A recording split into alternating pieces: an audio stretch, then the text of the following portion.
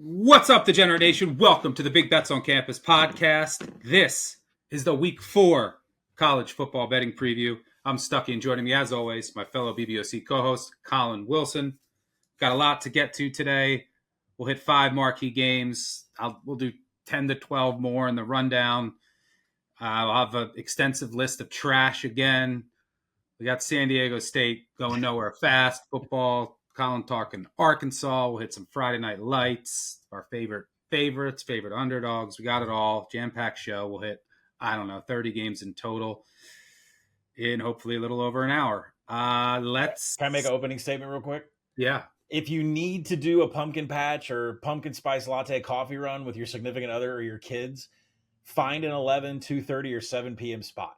Because next week, Bama, Georgia, right? Penn State, Oregon, Notre Dame's coming here to Fayetteville. I mean, next week, you're not leaving the couch for 14 hours. If you have to find a spot to get away with your family, try to find a 2-hour window this weekend, because next weekend is going to be loaded.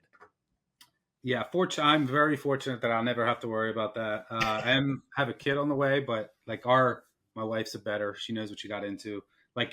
She's doing her baby shower in October, and I'm going to it. I don't know. It's going to be just all of our friends. When is the baby due? And why are we not betting on the pool? Why is there not a pool?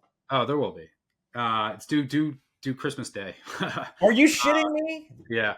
But we're just doing a football watch along at the bar. Could you imagine having to hold your brand new child and watch the Hawaii Bowl in the room your wife is trying to recover in? That's the sweats. Yeah, I might have to. Yeah, if the Hawaii Bowl's on, I might have to get someone to go for me. I'm just kidding.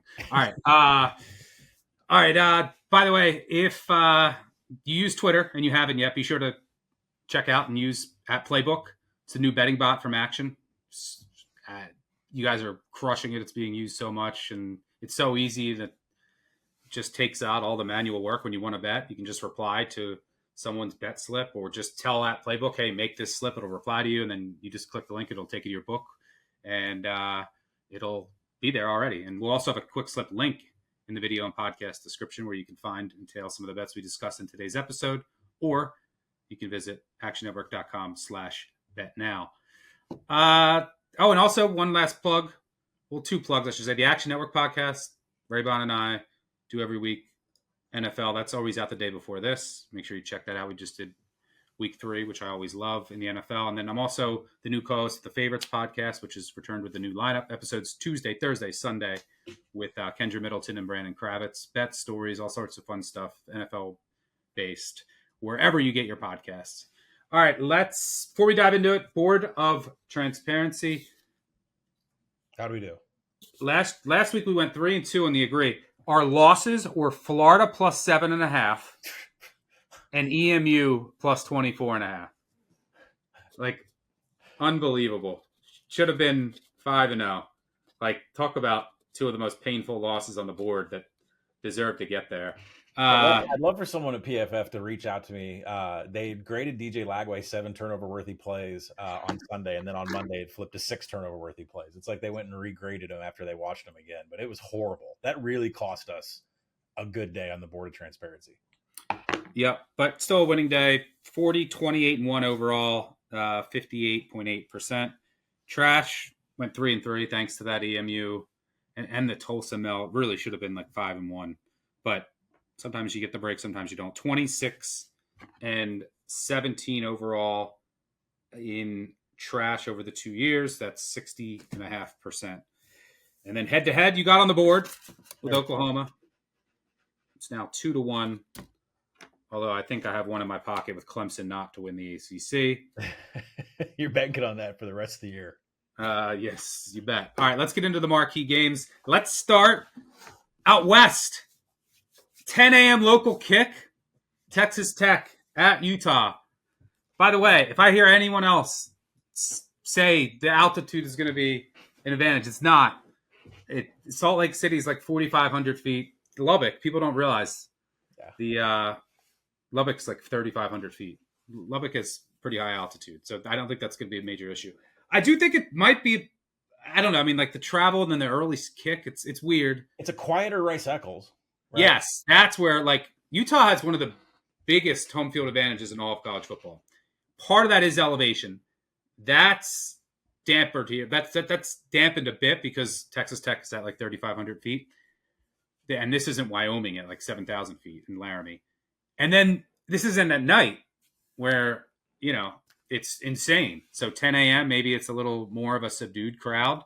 I'm sure the Utah fans will still get after it a bit and be out there in full force, but I don't know. I think it might work in Texas Tech's favor a bit, and it might not be as great of a home field advantage as usual. This is a really fascinating game. Utah is a 3-point favorite here. One of the reasons it's fascinating is because these are the two co-favorites as of right now, the two favorites to win the Big 12. So this game could end up deciding who goes there, who goes to the Big 12 championship, who ultimately goes to the college football playoff. Also, we still have unanswered questions about both teams because, let's be frank, neither of them have played anybody. So they look good. Their metrics look good. The additions that they brought in the offseason look good. But, like UCLA, Utah played UCLA. That was supposed to be like the best data points, but that's a meaningless data point after you lose by 35 at home to New Mexico. So it's hard to really dig in to a lot of the advanced metrics and say, okay, this is what I can really get from these teams. I will say, like, I do think Texas Tech hitting the portal with their defensive line that they brought in. Mm. I also know and pretty confident that Utah is one of the best offensive lines in all of college football. A couple of future pros at tackles. So that matchup in the trenches is going to be fascinating. These are two, and also Morton has looked fantastic. He's healthy. These are two polar opposite attacks. You have Utah that wants to run it with Dampier, different formations, and then Texas Tech, which is more of a pass-heavy, air raid-based offense, which at times has given Utah man-heavy scheme problems in the past. Remember, there was like USC teams. The weakness for Texas Tech, in my opinion, is their corners, but the weakness for Utah's offense is their wide receivers. So there's a lot of just, hey, the weakness on weakness, strength on strength. Mirroring stats, definitely. Yeah. And so, and the Utah secondary, which I did have some questions about, like their linebackers are excellent. They haven't really been tested yet. So we'll see. They have a couple of experienced guys, but they lost some talent from that secondary last year. How do you make sense of this game? What are you seeing? I could see it getting off to a slow start. Yeah. Because these teams are like, all right, let's feel each other out, early kick. So, and then it gets going. So the live over might be worth a look, but what are you seeing here? That's what I wanted. I wanted the over in this game. I actually project this well above what the market is at. And a lot of that is not just Texas Tech being 22 seconds per play, but Utah has really increased their tempo also. They're 26 seconds per play. And I think when you look at what they are as an offense, it's really Devin Dampier, and he's done, pretty much what we thought that he was going to do. He's, creating, unbelievable amount of yards. Nearly half of Devin Dampier's yards have come after first contact. I think Wazoo transfer Wayshawn Parker should probably get some more carries. He's really showing it. Yards after first contact, forced missed tackles. This is the number one most efficient rushing team in the nation, and 11th in line yards. But I kind of hold back on that because Texas Tech's strength of schedule is like dead last in FBS, and Utah is 119th. I mean, these two have been playing cupcakes all day. So it's like they take care of business as they should have, but it's all on the ground, not through the air, right? And there's no explosiveness through the air for Utah so far. Utah's defense, though, is 73rd in coverage grading. So what I do is when I have strength of schedules that are so poor and so bad, I go through all the stats and I figure out which one are you lacking in. And if you're lacking in it, why are you lacking in it against this schedule? Well, Utah's 73rd in coverage grading per PFF. That's good for Baron Morton, who's just absolutely lighting it up against who? Oregon State, UAPB, Kent State, 1,000 yards, 6 big-time throws, 1 turnover-worthy play. So, I mean, Utah has their issues in standard downs explosives, but Texas Tech's defense has had major issues like 130th in standard downs explosives allowed. Both of these defenses are allowing explosive plays to their respective, Utah is going to get the rush in. I think Devin Dampier is going to explode. I think Baron Morton's going to explode. But I'm like you, 11 a.m., 9 a.m. kick locally.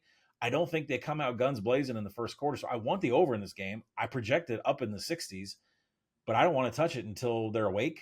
So, I'm still kind of, how do I play this? I don't know. I make it Utah -5. I would play, if I had to play the side, I'd play Utah, but I am either going to play pregame over or live over.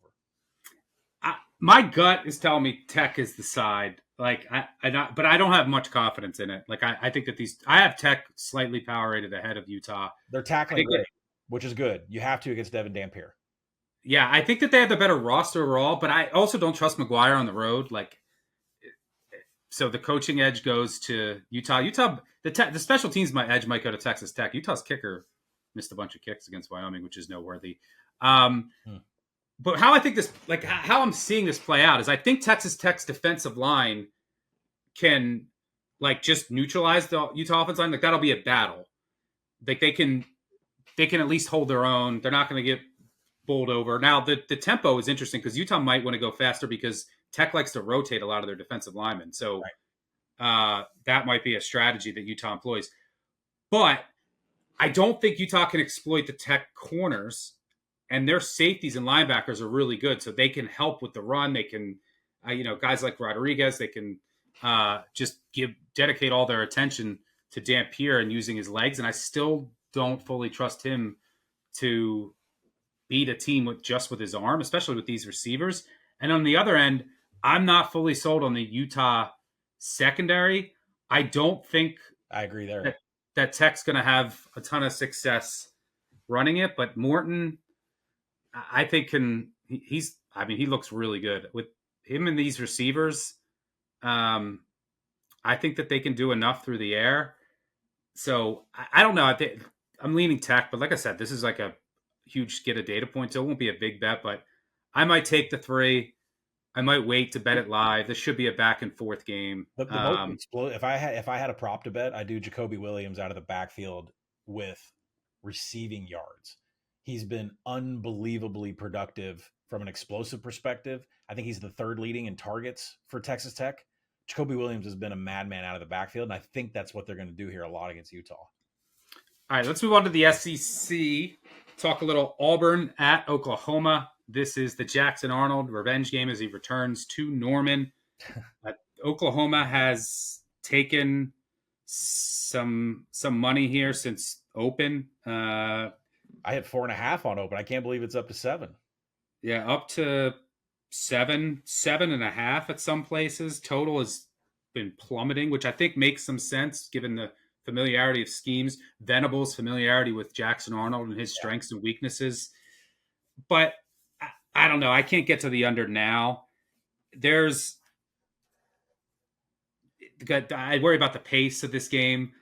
I also worry, I don't think that. Well, you have Oklahoma's to worry that Auburn can't tackle Mateer too. That could be a problem. Auburn's tackling has been a major issue. Auburn has injuries, like losing Crawford. It looks like Crawford's not going to play at corner is big. They have injuries at corner. Like a true freshman's going to have to get some big reps here. So unless like guys like Falk, like the Oklahoma offensive line is their weakness on the whole team. And they've had injuries and they have freshmen in there and they've got different guys. Also, R. Mason Thomas for Oklahoma, one of their best defenders. He's out for the first half. Can guys like Falk just get so much penetration and dominate this offensive line? That's, I think, Auburn's best path. I can't see Auburn running it against this. Like their offensive line is really good, but the Oklahoma defensive front is good. Their linebackers are good. Venables is not going to let Arnold run it here. So they're going to dare him to throw.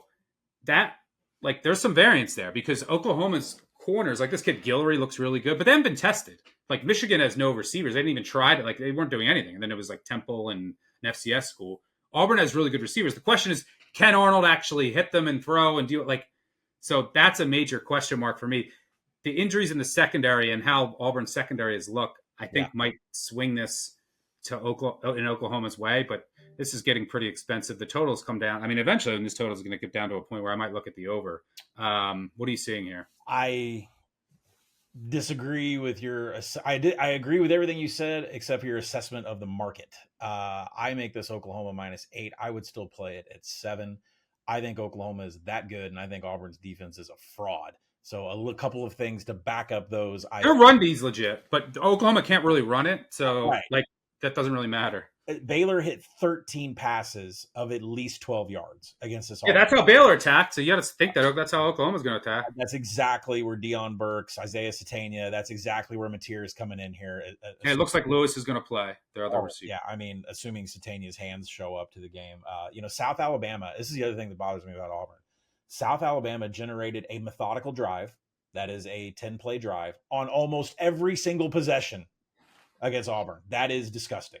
The national average is creating 1.5 methodical drives per game, and South Alabama nearly did it on every single possession. Auburn's outside the top 100 in defensive rush success rate, passing EPA, explosives were coming in standard downs, passing downs. They're getting torn up by everybody. And maybe it's just so the Baylor's offense is like in Arkansas. Maybe the Baylor offense is really good and the defense is really bad, and that Auburn just played to that in the first game. And we kind of got a misconception about who they were. So I think OU, they're top 50 in both success rate, both rush and pass. They're just top 40 in finishing drives. The offense is not near where I thought it would be at this point, Stuck. I thought it'd be a little bit more elite with Mateer there. But their top 4 targets have been very, very good. 59 catches.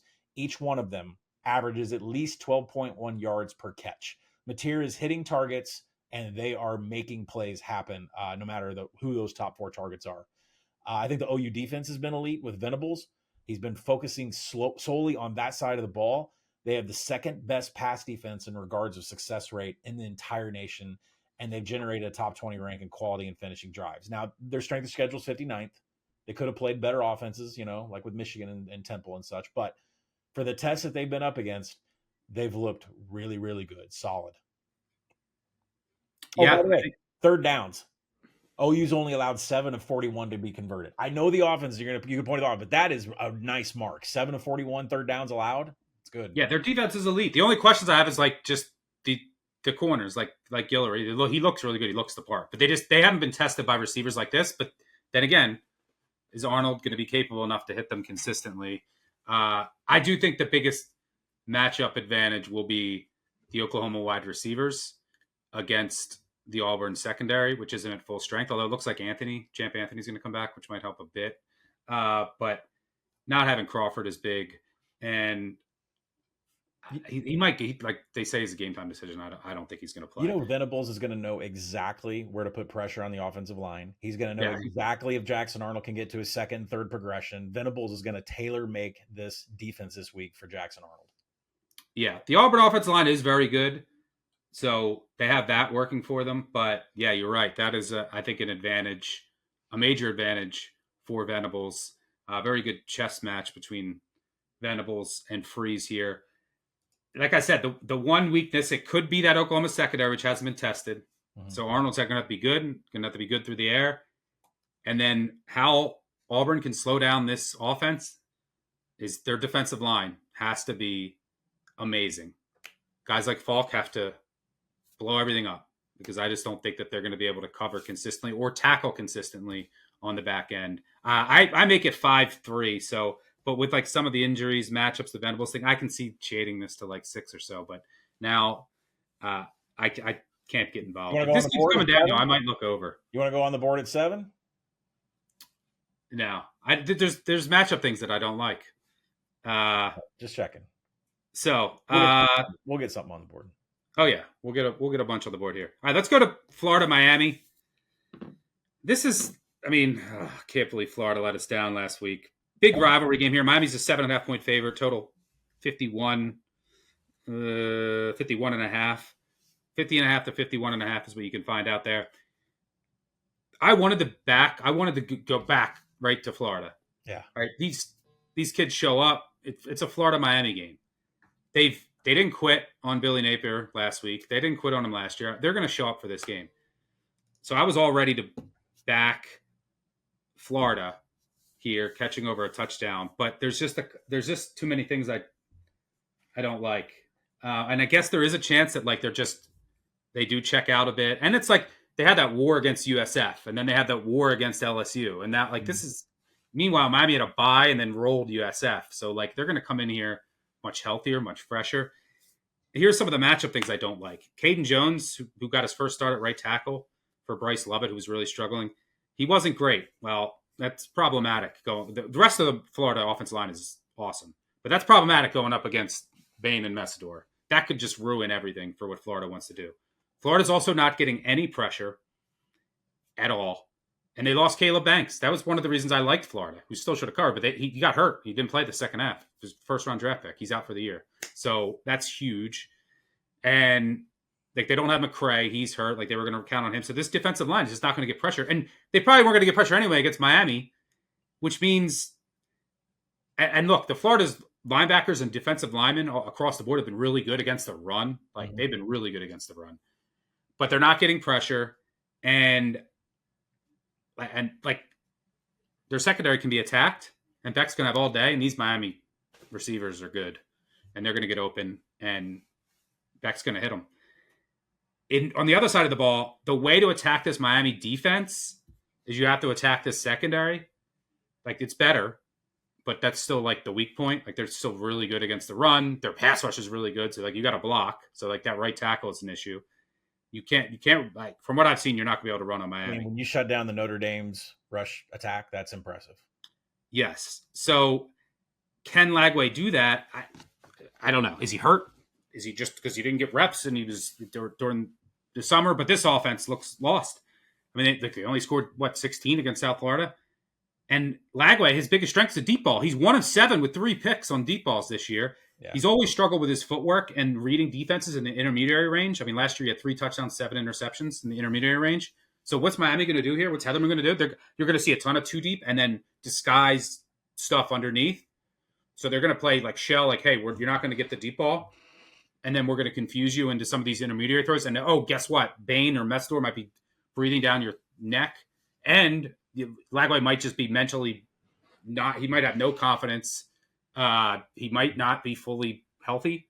I don't know. They really do miss Dallas. They need Dallas Wilson at wide receiver. Sturdivant stinks, and he's out there playing the whole game. Eugene Wilson doesn't look like the same player. Like with all of his injuries, maybe he's not. So Ball is good, but like, I don't know if I can get there. Under makes sense to me. What are you seeing in Florida, Miami? Well, I mean, when you're Sturdivant and you get out of UCLA, like he's just cruising now, right? I watched about 60 minutes of Lagway, of tape on Lagway, and the analysis I got out of it was what you said: footwork, body mechanics. He's throwing off wrong foots, his wrong feet, whatever foot.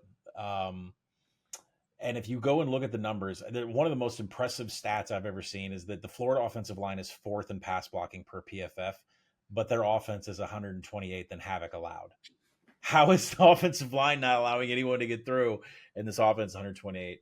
Well, it's Lagway thrown to the other team, and it's the right tackle. The right tackle is the weak spot, which like Miami you could block everyone else at elite level, and Miami could just ruin it right there. Like I'm sure they're going to give help and use misdirection and stuff, but that's got to the rest of their offensive line is elite. It's got to be a part of it that the fact that Lagway can't deal with a right tackle being missed, because the numbers that I pulled, his pressure rate last year was 33%. This year it's 23%. That's not the problem. All 6 of his INTs came against non-blitz defensive attempts. Yeah, they're just they're taking away the explosive, confusing him, and he's not reading defenses right now, and his footwork's off, and then he literally went into a drunken stupor in that game. I'm going to say this. I don't want you to float off your chair and shine and all this shit. But half of his turnover-worthy plays last year came against LSU. What if there's just a Blake Baker problem? What if he just can't figure out LSU's defense? Yes, but he also had some good plays in that game, and they won that game. Yeah, but he had half of his turnover-worthy plays came in LSU's game last year, too. So I'm just wondering if it's just the thing with Blake Baker, which would make you pretty happy. But there's a DJ Lagway problem. And the thing is, if you're going to buy Florida, right now it's 7.5. There's a Sharper book out at 8. You're just trickling in on the fact that he fixes whatever is wrong with his feet, his mechanics, his arm, and the pressure's coming in from the right side, because the rest of the offense has actually put up pretty okay numbers. But the receivers they're not as good as we thought they were going to be. Like, because the Wilson injury, the other Wilson injury, Sturdivant has been a flop. So that hasn't helped. And I tell you what, going up against what Corey Heatherman has done to this defense, and I think, I've been singing the praises. They're top 25 in havoc. Ruben Bain's been all part of that for Miami. He's already at double-digit pressures, double-digit in tackles.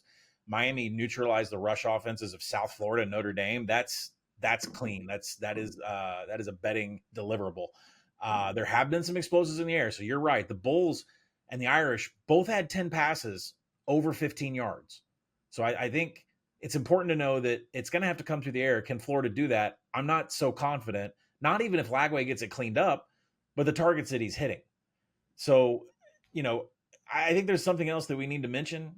If you're going to back Miami here, something that would make me nervous. They only missed 10 tackles total against Notre Dame and Bethune-Cookman.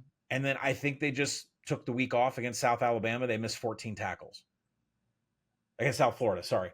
Against South Florida, they missed 14 tackles. So I'm not sure if they just took the week off, but the defense had some issues tackling the Bulls. So we'll see how that turns out. Now, for me, the bet is Malachi Toney, by far.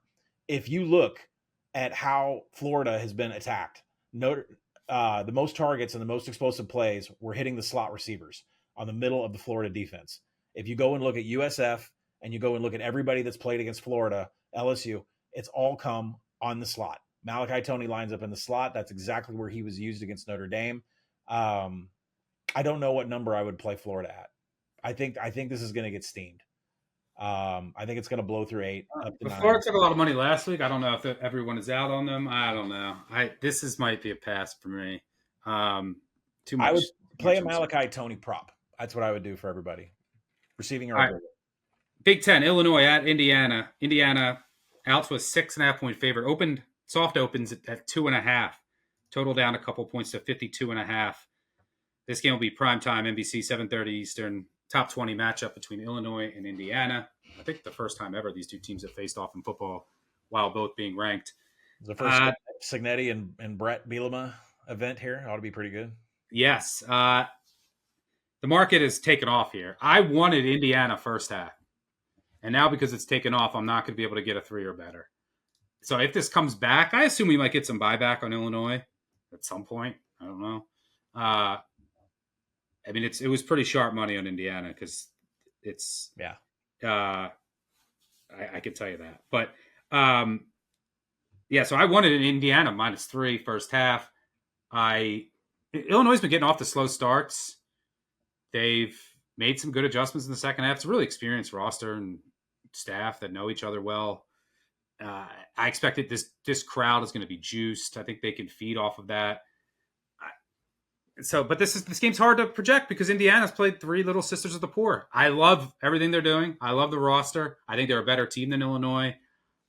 Like, for example, BB is out for the year. Their running back, who's really good, I like, but they still have a pretty deep running back room. We like Mendoza. I love their defense. Like their weakness at the end of last year is at left guard after Evans got hurt, but he's back and playing well. So this team looks really good. Like this looks like a top 10, 15 team to me. I think Illinois is probably like a top 20 to 25 team.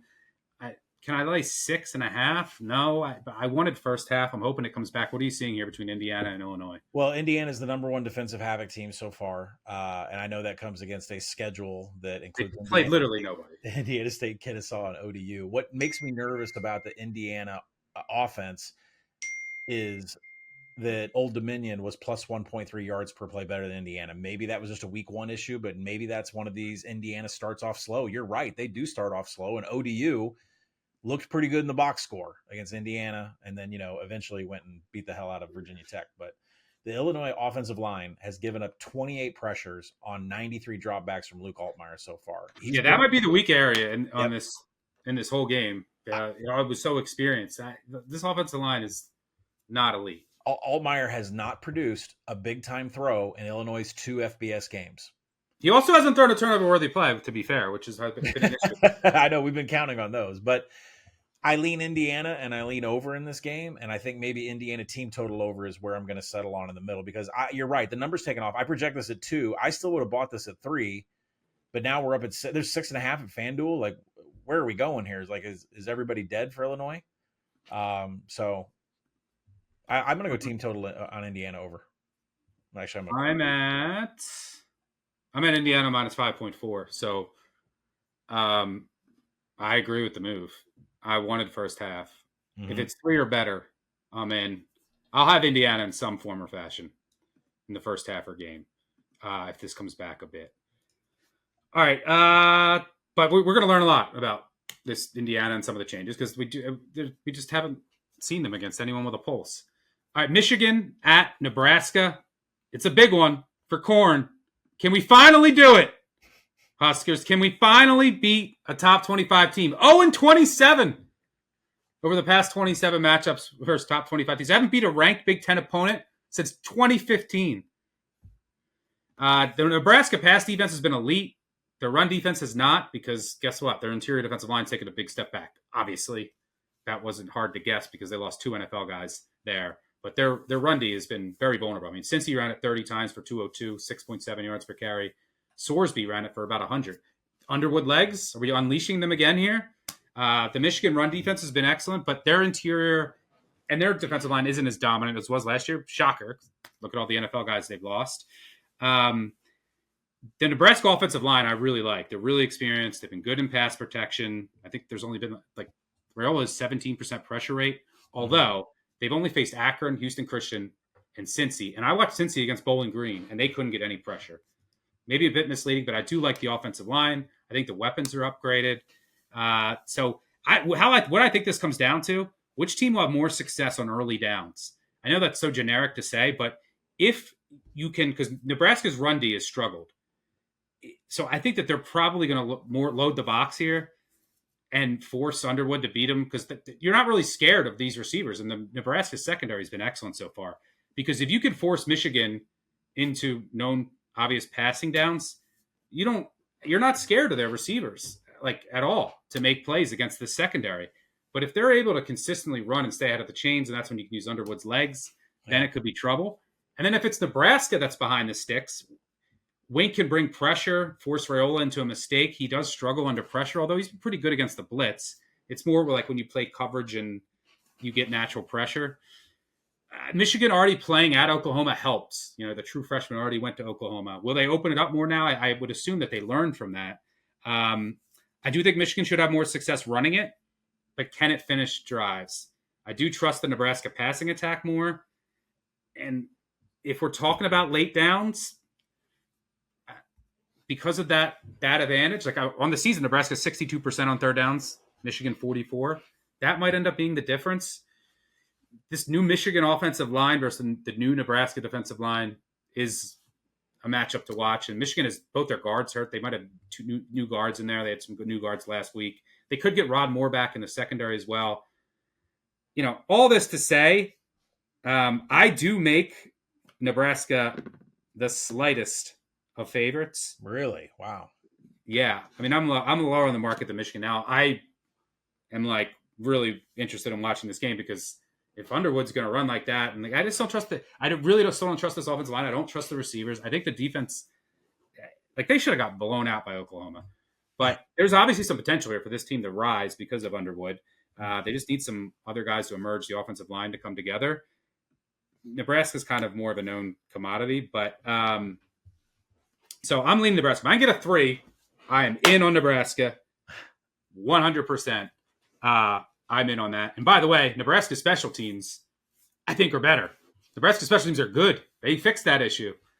And Michigan's having some issues with punts and even some minor kicking issues.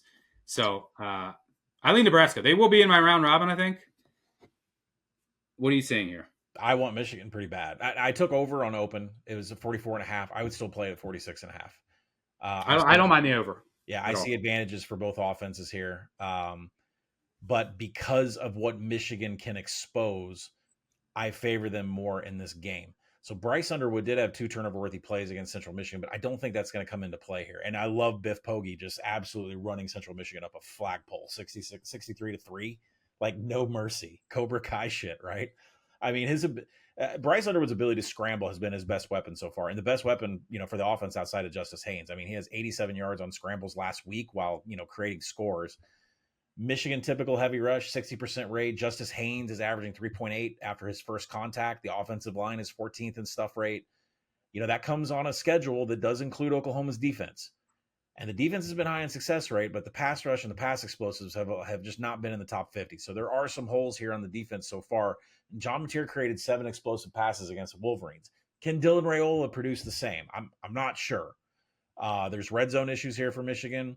Half of the opponent's attempts have been touchdowns against the defense. So, I mean, I'm making a case for what Nebraska can do, but I'm not sure Nebraska can do that because the passing attack of Raiola has been the only driving force in this Nebraska offense. The only thing. He's got an extremely low ADOT, 6.8 yards. Is this the Oregon offense? Are we just letting Dane Key and Ja'Cory Barney, like both are 2.3 yards per route run? Like that's what this is. Like Raiola can run around and pretend like he's Patrick Mahomes, but 6.8 yards on average depth of target means you're Oregon's offense. You're Bo Nix. So the Nebraska defense has been awful against the rush. I think this is the biggest handicap of the game. I mean, the Huskers are bottom 15 in defensive rushing success rate, line yards. They're outside the top 100 in stuff rate. What does Michigan want to do? Stick it up, stick it down your throat with Justice Haynes. And I think that's exactly what's going to happen. And you got those defensive marks against a schedule of Houston Christian, Akron, and Cincinnati?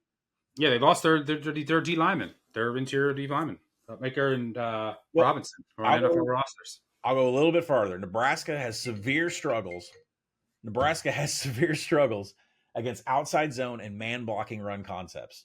Both are 33% or lower. Justice Haynes and Bryce Underwood will run for days because that's the run concepts that they're in. So I just don't think Raiola's short dumps against Wink's quarters and cover 3 look is going to work here at all. I like Michigan in this game, but the number has been going against me all week. I've just been waiting to get minus 120 on the money line.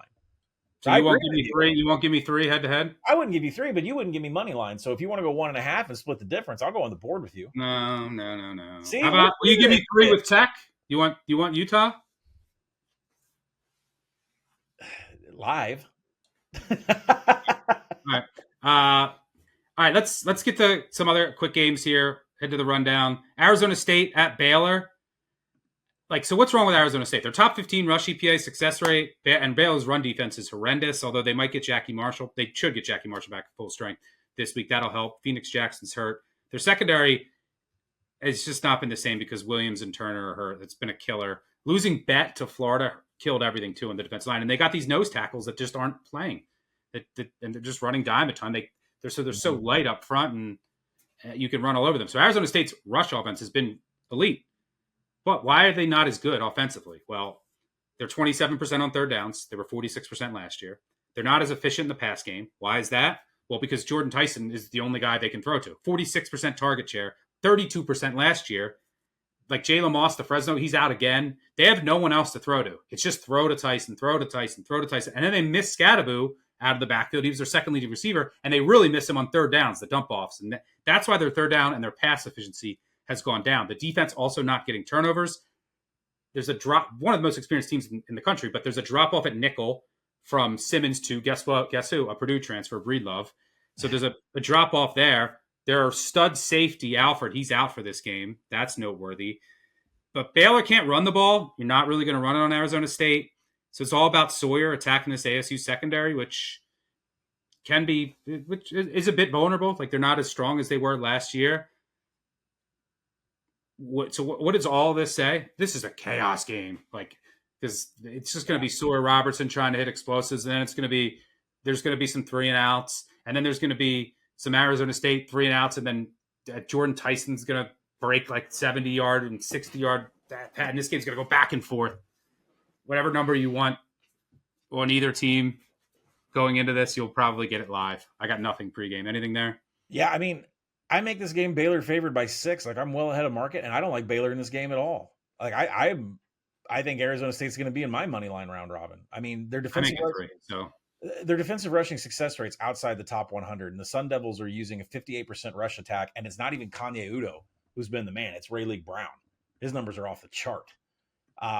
Just not seeing a lot of resistance. Baylor's 120th in line yards. Serious issues against man and inside zone concepts. They don't have anyone in the middle. Jackie Marshall will help, but they got all these nose tackles. They don't even play them because I guess they didn't hit in the portal.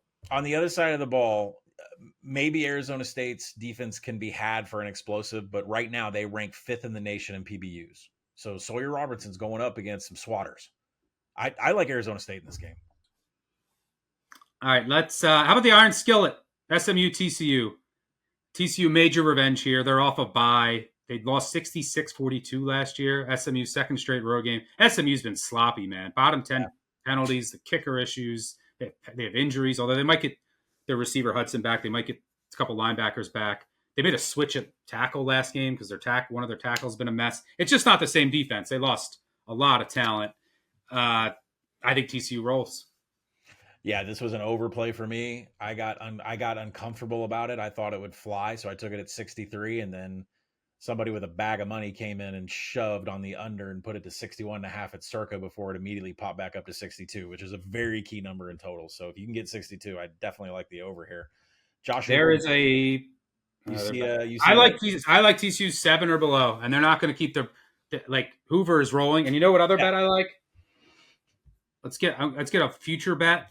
I'm going to bet this. Put this in the app tonight. Best number out there, plus 750. I was digging into TCU for a while. I like them to win the Big 12. So, I'll be betting them. Now, this game doesn't impact that, but if they look really good, the price might come down, and I do think they're going to look really good. But I look at these standings like, okay, Iowa State, not a believer in. Sorry, I know you are, but I'm not buying it. Texas Tech, I was preseason. You and I both agree they've been fraudish. Yes, I agree with you. They're fraudish. Texas Tech and Utah, one of those teams, we don't know. They could be worse, right? Right. Like, than we think because they haven't played anyone. But one of them is going to have a loss. And by the way, worse. Yeah, Baylor's worse because their defense. They didn't hit on any of these guys they were counting on. And then their secondary had injuries. So their defense, like I just don't think that they can win enough games with this defense in like shootouts. Like they're going to lose a couple. So I'm out on Baylor. I was in on Baylor before the year. Luckily, I didn't bet them. Yeah. Arizona State is worse than we thought. Yeah. And TCU, like who else? Kansas, they don't have the defense. Like West Virginia, Oak State, no. Colorado, Kansas State is get them out of here. They're toast. So who's left? Like I think what this is going to end up being TCU versus probably the winner of this Utah Texas Tech game. And TCU doesn't play Utah, doesn't play Texas Tech. They're scheduled. They're at Arizona State on Friday. I think they win that game. But after that, it's Colorado at home. At Kansas State, worse than we thought. Home against Baylor, worse than we thought. At West Virginia, have injuries. Home against Iowa State, banger for me. At BYU, home at Houston, home against Cincy. Like that's manageable. I think the schedule. I have them. I look at this. I'm looking at this.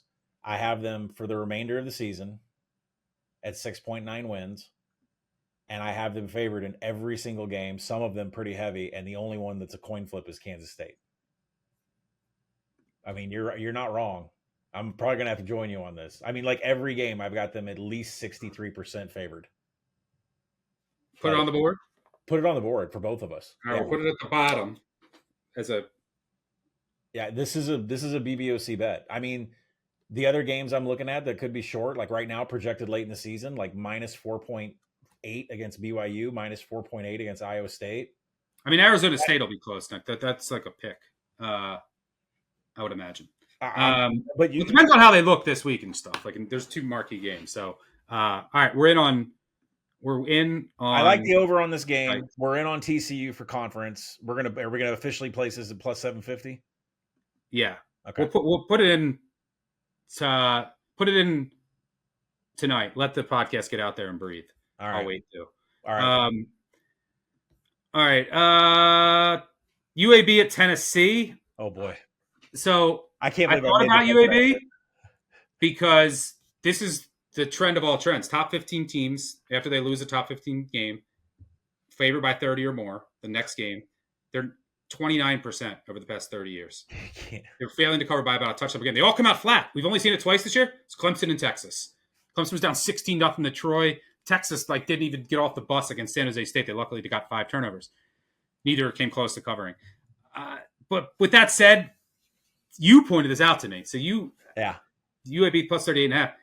I'm not sure how UAB will get any stops. So I might need a couple more points to get involved. And you pointed out that Heupel usually runs this up the week after Georgia and does put it on some of these teams like he did against UTEP last year. Yeah. Yeah. So we were discussing this game and I thought to myself, Heupel gets pretty pissed after they lose to Georgia. So I went and looked it up. UTEP 56-0. They've scored 48 on Vandy the year before. Mizzou, they put 66 up 3 years ago, and then South Bama 60 before that. I took Tennessee team total over 55, just a little half unit shot. Heupel, for some reason, after these Georgia losses, goes ape shit with his offense. Now, can they listen? If you're going to back UAB, you can't let this just be a part of the main podcast. You got to put this shit in the trash, right? I mean, are you? I'm not backing UAB. Okay, no. so that's why we're not in the trash segment. I mean, this team is. I mean, we proved that Akron is way better than UAB. But they could score. They could easily backdoor this. Like, their offense is decent. But I don't know how they'll get any stops. Tulane at Ole Miss. It looks like Simmons is going to start. I think they should go with Chambliss, but me too. I mean, his finger's probably in better shape than Simmons' lower body injury. Yeah. I don't know. I could see Tulane here. Tough spot for Ole Miss. Little sandwich. Like, Summerall will have Tulane ready. They should. This Ole Miss offensive line isn't that good. The defense has holes. Like, the offense is electric, but they should be able to run on Tulane. But yeah, I don't think there's enough talk about how bad Ole Miss's defense is. I understand when you play Arkansas's offense that your line yards and rushing success rate on defense are going to go way down. But right now, Lane's fielding the second worst team in the nation as far as defensive line yards, which means you're not controlling the trench whatsoever. So I mean, they got lost so much NFL talent, so much talent from last year. That defense was so good. Do you have a play there? Yeah, I like the over in that over there because Ole Miss can't play defense whatsoever. So this is another one where I like the over. And I know this has been a theme 2 weeks in a row. I am looking for college football defenses. I can't find any. And if the market, it's going to take the market like 2 weeks to adjust. They caught up this week a lot. They really did. But last week was just over city. I've got to mention the Civil War and the Apple Cup. Unfortunately, Wazoo and Oregon State are horrendous. I want zero part of either dog. Yeah, I don't even know how you handicap Washington State. They're bad. They're Jekyll and Hyde, and Oregon State was the centerpiece of our Havoc. I generally start doing Havoc rankings after we get a month's worth of data. The biggest discrepancy we found on the board this week it was Oregon and their Havoc and Havoc allowed versus Oregon State. So I think this is a chance for Lanning to pile it on. I think there could be easily 2 defensive scores here for the Ducks. Here's a random one. I like Troy Buffalo under. There's 42.5s out there. The Troy offense, their Bruce Crowder got hurt. Yep. It's done. Like, they have nothing. I mean, last week against Memphis, Tucker Kilcrease, who's horrendous, he went 10 of 29 for 65 yards against Memphis. And they ran it 23 times for 40 yards. I don't know. They might go with and Crowder's out. They might go with the Houston transfer. But I don't know. I think Buffalo's defense refocused effort here after what happened with Kent State. And the Troy defense is pretty good. So I think that's a grinder. And Buffalo didn't score till what? 5 minutes left in the second quarter? Were they sleepwalking? Yeah, they just didn't show up for that game. So I think their defense refocuses here. I think this is I know Duck agrees with there. By the way, check out the group of 5 guys, Duck and Breeze. And we'll have our live show 10:30 a.m. Eastern on Saturday. Late night game, Sparty at USC, 11 p.m. Eastern. That is brutal for Sparty as far as their body clock is concerned. Michigan State does have injuries. This USC offense has been electric. They should have. I would have bet USC. My only reservation is they have Notre Dame. I mean, Illinois next week at noon on Saturday. They have. After that, they have. Let me see. Who do they have? Michigan, and they have Notre Dame and Nebraska. So, late night game here. So what I mean by that is they might just take their foot off the gas. They kind of did that against Purdue last week.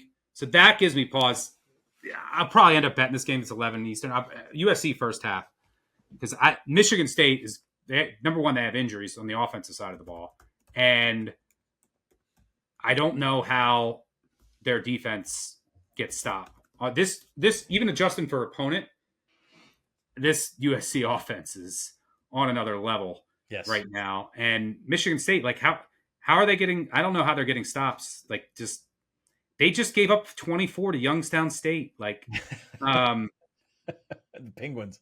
Yeah, but their quarterback was 24-34 for 242. Now you're going up against this USC offense. So I think they just want to get a big lead. And by the way, Boston College's offense looked like the greatest show on turf, and then they went and lost to Stanford, and they should have won that Michigan State game. So Probably USC first half. I think they're going to score at will, and then I think they want to just, hey, let's stay healthy, rest up for this big stretch coming up. What are you seeing? Well, so I think everybody, I've gotten asked this a couple times.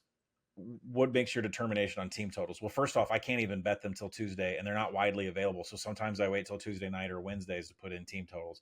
USC over 37.5 was what I want. I mean, just instantly something I would have banged on Sunday if it was available. For all the points that Stuckey just said, just the severe issues with defending the pass. Spartans are 118th in strength of schedule, including Youngstown. Their defensive pass efficiency ranks 90th. BC, Western Michigan, who's a corpse of an offense. So people ask, like, what is the thinking here? And for me, USC is an offense that needs to stay in rhythm. They're the ones that need to keep their foot on the pedal at all times before they get to their big boy opponents. And so I think this is one of those games where they're going to make an example of it late at night. So we don't have to worry about 11 a.m. kicks on the West Coast. We don't have to worry about scheduling, about, travel situations. This is a prime spot for USC to light it up. Also, I do like Duke. Go read my spots piece, which is out in the Action Network app. One quick note there. I think this is a good buy low spot. There's some regression coming for Duke, not for NC State. I don't trust this NC State team. Speaking of the Action Network app, it's free. If you're new here and you don't have it, you are missing out on the full BBOC betting experience. Use code BBOC20 to get $20 off a year of Action Pro access and never miss a bet from myself, Colin, Duck, and the whole squad. All right. I like your Duke bet. I mean, I make it 6. I think you and I were texting about it, and I said, oof, 3.5 is out there. And I think what I'm going for, Stuck, is for you to have a clean sheet. That's what makes me nervous about Duke. They got to play a clean game coming up. They do. I mean, last week they missed 3 failed field goals. They had 1 block. They had 1 missed snap. And they missed another. And then against Illinois, they had 5 turnovers. They've been unlucky on 4th downs. The opposite's true for NC State. Getting turnovers, they're perfect on 4th downs. They've played a weaker strength of schedule. ECU could have beat them. Wake, they were awful for a half. It hasn't been that impressive. Their defense has taken a big step back. I think Duke can contain Smothers. Now, Duke's coverage is way worse. They lost one of their corners to the NFL. They really miss Moore, an All-American safety. Still have a really good corner, but it's just not the same secondary.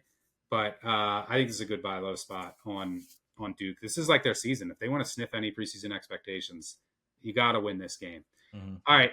It's time for some trash. All right.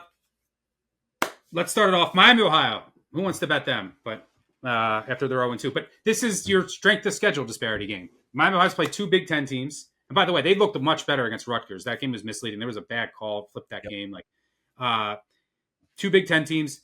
UNLV has the worst strength of schedule. Their strength schedule is 200. They played UCLA and almost lost to UCLA at home, by the way, which is bad after what we've seen. They played Sam Houston, and then they almost lost to Idaho State. Played nobody. Now you're going up to Oxford, for a noon kick. Miami, Ohio, special teams advantage here. I said that they're going to get better as the year goes on because they had to reset their whole offense. Brand new offense. Brand new quarterback. They're well coached. That bye week will serve them well. I'm not buying anything UNLV is selling. Give me the team with the much better special teams at home.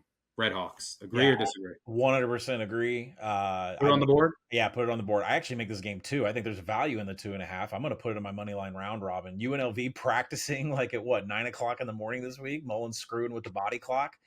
I make my buy a small favorite. Yeah. UNLV is 129th in strength of schedule. And their numbers are bad for that. We're going back to Eastern Michigan. Is this a quarterback situation with Louisiana, or is this an Eastern Michigan thing? Well, Eastern Michigan showed life. Their offense is good. They can actually move the ball. Last week they had 461 yards at an SEC school. Yeah. You know what Louisiana had? They had in the second half they had 13 plays or 12 plays for -2 yards at an SEC school. They had 126 yards total. 116 yards total. They had 1 broken run. This is how bad I ran last weekend. I had the team total under. And they had -2 yards in the second half. They had 1 broken run. Their other 37 plays, they had 35 yards. And they scored because of a tip pick. I can't lose any more bets this year on interceptions or I'm going to lose my mind. But they don't have a quarterback. Their quarterback got hurt. Their backup Beal. Do I get to say it? Go Yeah, ahead. you could say that their other backup. Go ahead. Lunch Winfield. Lunch with a great name. He's more the dual threat guy. But Beal, he's awful. Like he played as a true freshman last year. He went 13 of 30 for 126 yards. He then came in after the injury and in the first game against Rice when they only scored 12 points, and he went 0 of 6 trying to get them to come back. Their offense is so bad. By the way, these are one coach that wins close games, one coach that doesn't. DeSormo, he's awful. And by the way, the quarterbacks last week went 2 of 14 for 4 yards. Not even lying. One reception, one completed pass per quarterback. One for Lunch, one for Beal. Yeah, I mean Louisiana 4 and 12 in one score games. That's all Eastern Michigan will play in against teams like this. I think this is a toss up. I make this like a pick. Yeah. So special teams, mistake free, Creighton ball. Eastern Michigan looking for their first win against a completely broken offense. I can't take advantage of their defense. I like the effort from EMU last week. Eastern Michigan gets it done at home. Yeah, I'll agree with you. Based on the fact that if this would have Walker Howard, I would make this 9. So if you take him out, you get down to 2. But these two quarterbacks are unbelievable, unbelievably bad. 2 stats. And it's just a weird spot. Like it's not even conference play. I don't even know how these two. Now you're going up to Ypsilanti. How do these two athletic directors even contact each other and say we should do this? But I mean, what is the travel from Lafayette to Ypsilanti? I mean, that's something. But 2 stats on either side of the ball for Louisiana, I'll throw out. They're dead last in passing success rate on offense, and on defense, they're 131st in havoc. They're just lifeless right now. So yeah, EMU. It's shocking how bad they are. I mean, the quarterback injury, but everything else. Fall from grace. Yeah. Big coaching mismatch in that one. All right, we're going back to the well with Temple. Oh my god! Like, you can't get enough of this team. First of all, like last week, Oklahoma cared for some reason, but they were going fast. Georgia Tech's not going to go fast. So they have that, and Georgia Tech's an awful big favorite. You bet Georgia Tech is a dog. You bet Brenke is a dog. Letdown spot here. You're not going to run King. There's no way they run King. Too many points. 24. Like it's not a big home field advantage. This is not an elite defense like Oklahoma. So like they're going to be able to run their stuff a bit. And Georgia Tech just doesn't profile. They're like service academy vibes. They don't profile as a big favorite. Give me the Owls. You can't get there? I don't think I can get there. I mean, I'm trying to see. They had that big win over Miami last year, and they showed up next week against NC State and won 30-29. This is also a team that lost to Bowling Green a couple of years ago. They lost to Northern Illinois at home. Like I'm talking losing outright as like 21-point favorites. I don't think that's going to happen. But even like they had near upsets. The NC State, they almost lost to NC State last week after a big win. Yeah, they play down to teams and they play up. I agree. They played at their level of competition. 8 overtimes with Georgia last year. I get it. But there's another factor here that you won't accept, and that's you're addicted to Temple. Well, we'll see. If it's 3 in a row, then it's an addiction. It's only 2 so far. Temple plays after this. We're going to go 4 weeks in the season without a single Owl GIF coming out yet. I know. I needed them to score a touchdown. They didn't even score a touchdown last week. They have a bye, thank God, next week.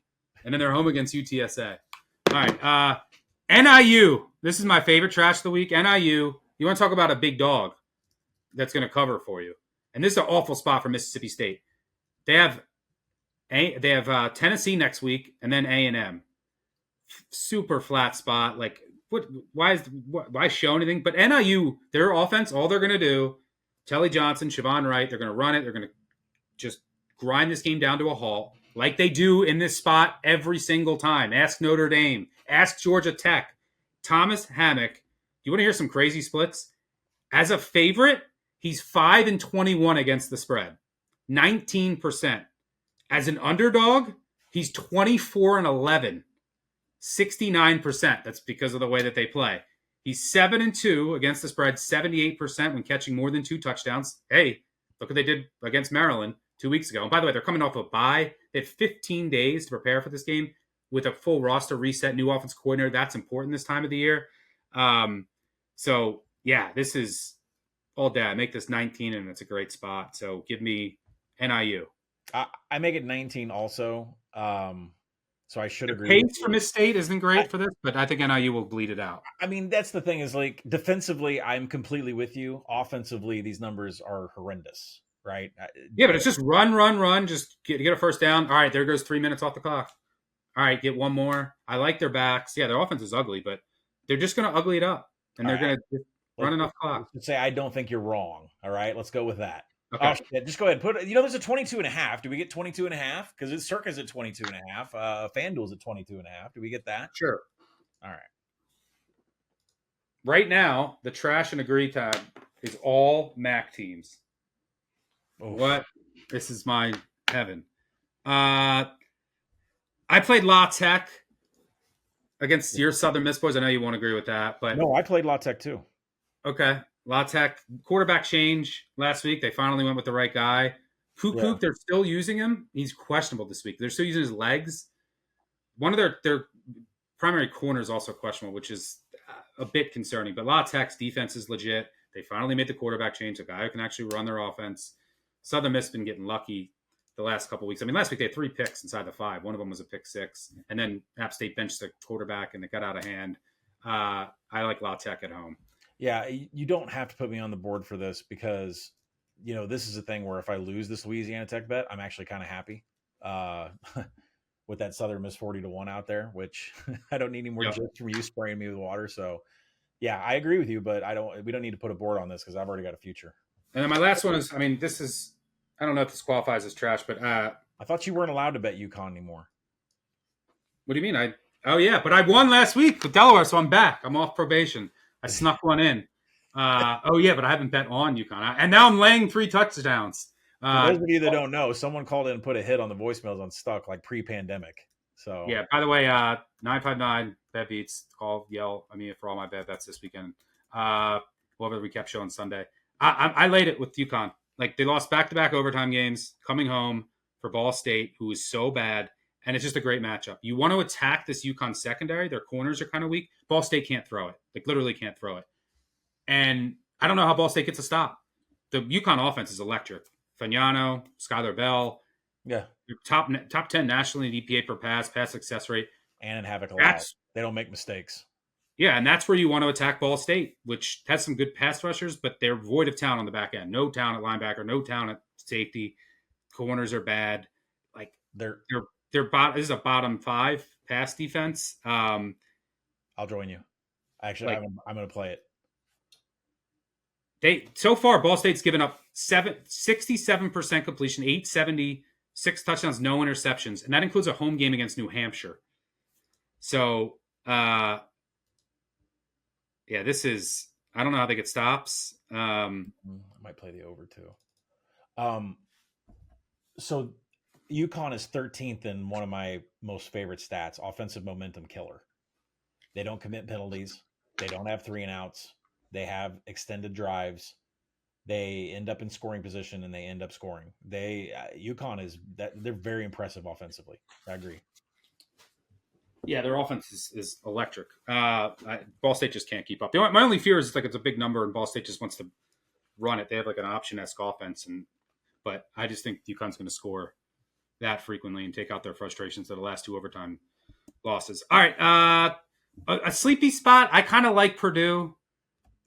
The number's been hit, but for what it's worth, top 25 teams on a losing streak of 2 or more are 29, 66, and 1 against the spread since 2005. 31%. That speaks to the flatness after a couple losses. Like, people are like, oh, they're going to be angry. Usually come out flat, and they have some injury. Notre Dame has some injuries, so I would lean Boilermakers, keeping that within 25, 26. They definitely got defensive problems. Georgia State almost made my spots piece and almost made the trash. I need 28 though. It's an awful spot for Vandy. Vandy's an awful big favorite, but Georgia State beat him last year. So do they have this circle? By the way, TJ Finley is the quarterback for Georgia State. Insane. His 6th school. He took over as our QB1. He's dealing with some injuries. Now they're using him and Brown. So there's some uncertainty there. If it gets to 28, I'm going to have to play it though. But that's why I didn't make it. All right, let's go. Nowhere fast.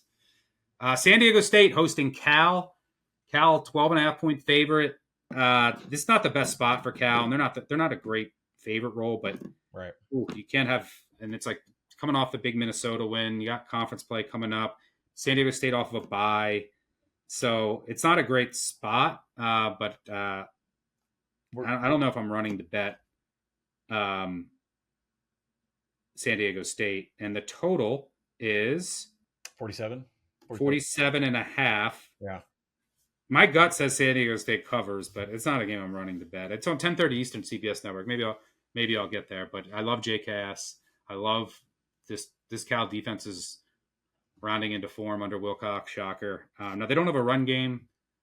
Their offensive line and wide receivers leaves a lot to be desired. But what are you seeing here? I put a bet in earlier today. We're going to go not the full game under. We're going to go the first half under. San Diego State coming off of a bye, and this quarterback Jaden Denegal. I mean, this is shades of Anthony Calandria here. He is all or nothing. 130th in passing success rate, but 8th in pass EPA. If you go into his ADOT, You can't really get explosives against Cal, though. I know, and that's a problem. So he's only hit 28 of 55 passing this year. This is the stat that I love. Jaden Denegal, quarterback for San Diego State, has more passing attempts beyond the 20 than he does in the 10 to 20 range and the 0 to 10 range. The kid doesn't throw anywhere except beyond 20 yards. Can Cal defend the deep shot? Yeah, they're 4th in coverage. They're 9th in passing down success rate. Just give me the first half under. Cal's going to be ready for this. This Denegal numbers, this bomb or nothing. These San Diego State games just keep getting better and better. It's fun to me to watch. All right. There you have first half under. All right. And then before we get to 3 and out, Colin talking Arkansas football. Arkansas at Memphis. This is a tough spot. They're coming off that Ole Miss game. They probably should have won. They have Notre Dame on deck. Although, are they even looking forward to that after this Notre Dame start? I'm kidding. Arkansas took some money on Open. Open short. It was like 3-4, I think I saw in the soft openers. Mm-hmm. Got shot up. It was a service release. Dr. Bob release. He shot up to, now it's over a touchdown. Total 60.5. I assume you're just going to tell us the over like every week with Arkansas. Well, it's funny is the market's going completely against that. And when I hit the over on Sunday, I was pretty confident from an offensive perspective that Arkansas could pull this off. But remember, that is spreadsheet stuff that spits out and saying this is what the total should be. Then, my sources that I have here in town, Pittman's chewing everybody's ass on Tuesday because there's absolutely zero motivation this week. They didn't practice on Sunday. They didn't practice on Monday. They showed up Tuesday and they were just slugs. Wednesday, same thing. Then you got Bobby yelling. And they just cannot get any motivation out of this team. Memphis round robin. I'm not. Here's what I think is going to happen. I don't know anything about Memphis because they played Chattanooga. Right. Then they played Georgia State, who started TJ Finley, who just got ruled eligible. Like he just became eligible and started that game. And then they played Troy, who lost their quarterback and then had to put Kilcrease in on like the second drive. And they couldn't do anything. So I don't have, and this Memphis team is brand new. Right. It's a brand new team on offensive defense. I don't have any data point on them. Okay. So the motivation isn't there, but Arkansas's offense is going to wake up and figure out that Memphis's tackling so far is graded 134th by PFF. That's horrendous. Taylon Green, Omega Blake, and Mike Washington. I don't know if it's going to be the second quarter, the third quarter, the fourth quarter. They're going to wake up and start scoring some points. But Memphis has been a heavy rush offense so far. Sutton Smith has breakaway speed. Brandon Lewis has got 131 rushing yards on design calls. Memphis is really big with inside zone read. They run so much inside zone read. Do you know what Arkansas's defense sucks at, that defensive line? They are 35% success rate against inside zone read. Memphis is going to have success running the ball here. Completely. I'm going to stick with my over. I know the market's going against me. If you haven't bet the over, I would say wait, because I think there's 2 live bets at play here. First, I don't think Arkansas shows up in the first quarter. I mean, I'm just getting all kinds of news that we just do not give a shit about this game. And that might start in the first, second quarter. I don't know when they're going to wake up, but a live over is going to come into play whenever they feel it. And then Memphis, I think, can easily get on the board first here. So I wouldn't want any part of 7.5. To me, I think this is an overtime game, and Arkansas could potentially win by 7. I mean, there is just a not give a shit attitude going on with this crew. Yeah, which means I think Memphis could be a good round robin moneyline piece. Yeah, but if Taylon decides to wake up and take it over, which could happen. The problem. All right, before we get out of here, let's go 3 and out. All right, first down, Friday Night Lights. We got 3 games. This I'm going to use as a plug. Listen to our Sunday show. We're going to start talking about the Thursday and Friday games. We said Rice under, which has been hit. We said the Iowa over. Iowa Rutgers over. Rutgers, they have injuries now. They're right down to they might have lost 3 left tackles already for the season. And then they have a wide receiver injury, a running back injury. So they're banged up. They have injuries all over the place. But Their defense is bad. Their offense just continues to cook. And then you also said Tulsa, which has been hit as well. Do you have anything? And we'll continue to do that on the Sunday show. We'll talk about some of the weekday games. Do you have anything to add? I think Tulsa's good till 10. As I'm recording, where are we at right now? This thing just keeps falling like crazy. We're at 11. We're at 10.5 and 11. Okay, I think this is good until 10. Non-conference sandwich. Tulsa kids wanted to play Oklahoma State. Oklahoma State barely out yards per play, outgained Tennessee Martin, the Skyhawks. Kirk Francis out at quarterback for Tulsa, concussion. Baylor Hayes is going to start. He actually has some legs to him. I like Tulsa here to move around, scoot. And yeah, Iowa Rutgers on the over. Put it in the app today. Got some money on it earlier in the week. This is a thing where it's run concepts related. Rutgers has been horrible against inside zone, and that's all that Gronowski has run with Xavier Williams. Completely inside zone, so a little bit of outside zone. And then Rutgers should get theirs too. They are a heavy inside zone team, man and outside zone concepts. Iowa's been good against zone read. They've been horrible against man blocking concepts. They're 38% success rate. I think both rush offenses have a lot of success here, and they get over this total. By the way, how high? 50.5. So I play Iowa Rutgers to 50.5. We'll see if it steams. All right, second down, our favorite overdog or favorite. We hit both of these last week, and we hit both of our underdog money lines, which we'll do next. My favorite, I'm going to go Wisconsin. Some -10s out there. I know it's ugly. I know who wants to lay 10 with Wisconsin. I'm hearing Edwards is going to play. Revenge game for Maryland. He knows this defense, but this Maryland team has played nobody. Literally nobody at home. Yeah, they beat FAU with 6 turnovers. They barely beat NIU. Then an FCS school, all at home. True freshman, first road start at Wisconsin. Get right spot for the Badgers. Their defense is significantly improved. I don't like anything about this Maryland offense that I'm seeing so far. They're not going to be able to run the ball. They're going to make some mistakes. And Wisconsin will be able to run it on this Maryland team to set up everything else. And I think Edwards is going to be back. So give me the Badgers at home laying 10. Collin, you're rolling with the Jayhawks, who I also like as well. Yeah, spot of the weekend is going to be Kansas coming off of a bye against West Virginia, who was a TD underdog and won the backyard brawl. You got Rich Rod out here losing to a MAC team and then coming out saying, well, if you win the backyard brawl, everything's good. Well, they did. So now what are you going to produce the next week with the Lance Leipold coming off a bye week here? So it is a horrific spot. But West Virginia, they're not producing any kind of pass rush whatsoever. 89th in tackling per PFF. So Jalen Daniels should absolutely have a day here. And oh, by the way, Kansas's defense has been their run defense is really good. Yeah. Their linebackers will all be healthy after the bye. That's important. Yeah. Also, Daniels getting to work with his brand new receivers. He was out in the spring. That bye week, that's going to help with this offense. The West Virginia defense is way better than I thought. Zach Alley was a great hire. They did hit on some of these lower level guys, but I don't think that they're going to be able to keep up, and it's a bad spot. And there's injuries. Like they lost their best back. They lost one of the best receivers. They also lost another tight end last week, so they're injured. Kansas should be healthy. If you can't flush Daniels from the pocket, and this is the handicap on Kansas, if you can't flush Daniels from the pocket and you can't tackle in space, you're in big trouble. Yeah. All right. Before we get out of here, third down, underdog moneyline parlay. Hit this last week with GT, Georgia Tech, and Vandy. I'm going to go with ECU. BYU traveling out east, true freshman quarterback, road start. Their defense maybe due for some regression. This ECU team's been better than I expected. I think this will be a back-and-forth game. Give me ECU. I also consider Liberty just like the final buy point. This is like all in for your season against JMU. But JMU's coming off a bye. I'm curious to see what they do with their quarterback rotation. And Liberty's left tackle's hurt. They should get some defenders back this week. But their left tackle who had a play last week, and their original left tackle didn't practice today. Their left tackle had a play against Bowling Green. It was one of the worst tackles I've ever seen in my life. And against that JMU front, that could be devastating. There could be other issues going on with Liberty. So let's go with ECU. And you're rolling with the Owls, the Owl yeah, GIF. We may get an Owl GIF here. We're so thankful. So Kennesaw State, we're going to go with them over Arkansas State. And I credit you for telling me, the spot, you can't forget what Arkansas State has done. Like almost beating Iowa State and then turning around and playing, for like the first time ever and trying to show up against Big Brother against Arkansas. Yeah, it was Arkansas first, all that emotion. They put it all together, got up for Iowa State. Probably should have had a better chance to win that game. The refs screwed them over. All that energy was 112 degrees on the field. Now that you're going to the smallest FBS stadium out of conference to play Kennesaw with that defense, they already profile as a bad favorite. And I think the thing is when Wake Forest beat Kennesaw 10-9 at the start of the year, I thought, man, Wake Forest is pretty bad. But it turns out it's the other way around. Wake Forest is actually not as bad as we thought.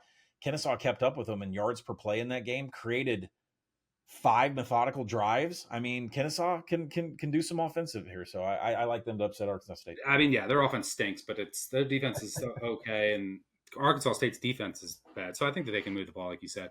Yep. All right, how about a bonus fourth down? Favorite bet of the whole day? Do you have it off the top of your head? I'm going to go Miami of Ohio. Noon Eastern, ESPNU. Oh, boy. I mean, I can't do CLV with Oklahoma minus 4.5, so I'm going to say I love USC over 37.5 team total against Michigan State late at night. That is my pour your scotch, single ice cube, and end your day on that.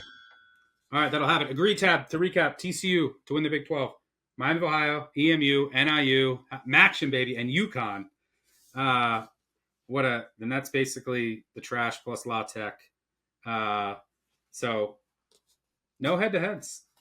You won't take? Yeah, come on. Let's do Michigan, Nebraska. I'll give you 1.5 points. Come on. You know you won't. No. Give me 3. Like you're gonna push. Wait, there's no 3 on the board. There's no 3. Yeah, but I gave you. I was generous with LSU. I'll give you 2. I can get 2.5. Fine. We won't. No head to head this week. We'll have one next week. I already know the game it's going to be. All right. I'll let you figure that out. That'll do it for us. Thanks to Colin for joining me. Thanks to our producer in the back end. Most importantly, thanks to all of you. We will be back with a recap episode Monday morning featuring the best of your deranged voicemails, 959-BAD-BEAT. We'll have our live show, 10:30 a.m. Eastern, Saturday. If you want to tell some of the bets we discussed today, look for the quick slip link in the video and podcast description or visit actionnetwork.com/bet now. Subscribe. Tell a friend, tell an enemy, know the drill. Leave a 5-star review. They really help us out. We'll see you back here Monday. Cheers. Peace out.